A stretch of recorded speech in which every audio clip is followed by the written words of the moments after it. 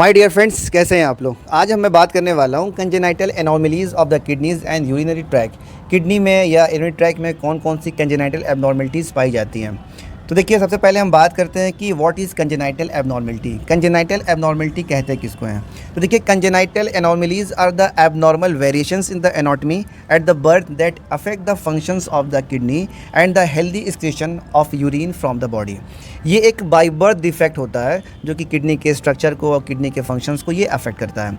अब मैं बात करूँ कौन कौन सी एनॉमलीज़ किडनी में पाई जाती हैं, तो उसमें देखिए एक है आपका हॉर्स शूज़ किडनी। तो the kidney may be fuse together forming a single arc kidney. इसमें क्या होता है कि दो किडनी आपस में मिलकर एक घोड़े की नाल की तरह शेप बना लेती हैं, इसीलिए इसको हॉर्स शू किडनीज़ कहा जाता है। ये देखिए किडनी है, दोनों किडनी आपस में मिलकर एक आर्क बना लिया, तो इसके शेप कुछ घोड़े की नाल की तरह होता है, इसीलिए इसको हॉर्स शू किडनी कहा जाता है। नेक्स्ट है आपका जो एनॉमलीज पाई जाती है वो है रीनल एजेनेसिस। इसमें क्या होता है कि baby is born with one kidney, या जिसको हम लोग सॉलिटरी किडनीज भी बोलते हैं। तो इसमें क्या होता है कि जब बच्चा पैदा होता है तो नॉर्मल बच्चे में दो किडनी होती है, लेकिन इसके में होती है सिंगल किडनी। जब सिंगल किडनी होती है तो इसी को बोलते हैं रीनल एजेनेसिस। नेक्स्ट एनॉमलीज है रीनल हाइपोप्लेजिया। तो देखिए, baby is born with one और टू एबनॉर्मली स्मॉल किडनीज। देखिए, नॉर्मल क्या आता है, जब बच्चा पैदा होता है तो किडनी की साइज़ उसकी नॉर्मल होती है, लेकिन इसमें या तो दोनों किडनी की साइज़ वो स्मॉल होगी या तो किसी एक किडनी की साइज़ स्मॉल होगी, इसीलिए इसको बोलते हैं रीनल हाइपोप्लेजिया।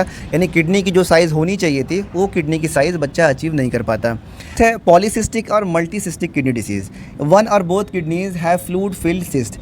पॉलीसिस्टिक या मल्टीसिस्टिक किडनी डिसीज़ में क्या होता है कि किडनीज़ में सिस्ट बन जाती हैं, बहुत सारी फ्लूइड फिल्ड सिस्ट बन जाती हैं। इस सिस्ट की वजह से भी किडनी डैमेज हो जाती है। नेक्स्ट है रीनल डिस्प्लेजिया। इसमें one or both kidneys have not form as they should B.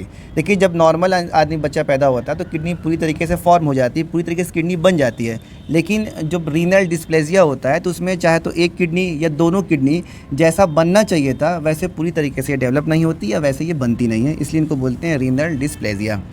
अगर मैं बात करूँ कंजेनाइटल एनॉमलीज़ ऑफ द यूरेटर्स कि यूरेटर्स में कौन कौन सा बाई बर्थ डिफेक्ट पाया जाता है, तो उसमें देखिए एक आता है डुप्लीकेटेड यूरेटर्स या डुप्लेक्स यूरेटर्स।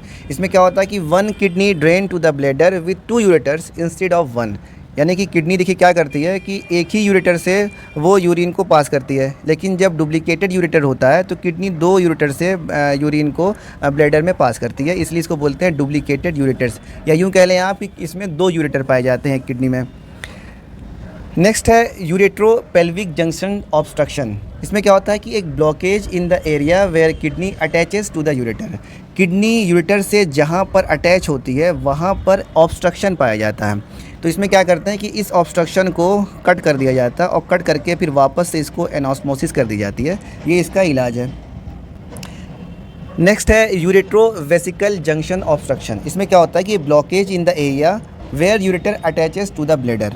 देखिए, यूरेटर ब्लैडर से जहाँ पर अटैच होता है वहाँ पर अगर कोई ब्लॉकेज पाया जा रहा है तो इसको बोलते हैं यूरेट्रोवेसिकल जंक्शन ऑब्स्ट्रक्शन। इसका भी इलाज वही सेम है कि कट करके अटैच कर दिया जाता है। नेक्स्ट है वेसिको यूरेट्रल रिफ्लेक्स। इसमें क्या होता है कि the ureter attach to the bladder in a way that allows urine to flow back to the kidneys. इसमें क्या होता है कि देखिए, जब नॉर्मल किडनी होती है उसमें जब यूरिन का फॉर्मेशन हो जाता है तो किडनी से वो फ्लो होकर चला आता है ब्लैडर में, लेकिन वेसिको यूरेट्रल रिफ्लेक्स में क्या होता है कि ये जो यूरिन बना हुआ है ये वापस किडनी की तरफ रिफ्लेक्स हो जाता है, रिटर्न हो जाता है। कुछ इस तरीके से इसका स्ट्रक्चर होता है कि अगर किसी को कंजेनाइटल एनॉर्मलीज़ है, चाहे वो किडनी की हो चाहे वो यूरिन ट्रैक की हो, तो उसको कौन कौन से सिम्टम्स मिलेंगे। तो उसमें देखिए, उसको फ्रीक्वेंट यूटीआई मिल सकता है, ठीक है, उसको लैक ऑफ एनर्जी या परसिस्टेंट टायर्डनेस हो सकती है, लॉस ऑफ एपेटाइट है, नोजिया है, पुअर ग्रोथ है, swelling in the hand, feet, face और नियर द आइज़ है, स्वेलन बेली हो सकती है, अनएक्सप्लेन्ड फीवर है और वोमिटिंग हो सकता है। अगर मैं ट्रीटमेंट की बात करूं तो देखिए, अगर यूटीआई हो रहा है बार बार तो उसके लिए एंटीबायोटिक्स चलेगी, और अगर कहीं से ब्लॉकेज है तो फिर उस ब्लॉकेज के लिए सर्जरी करना पड़ सकता है।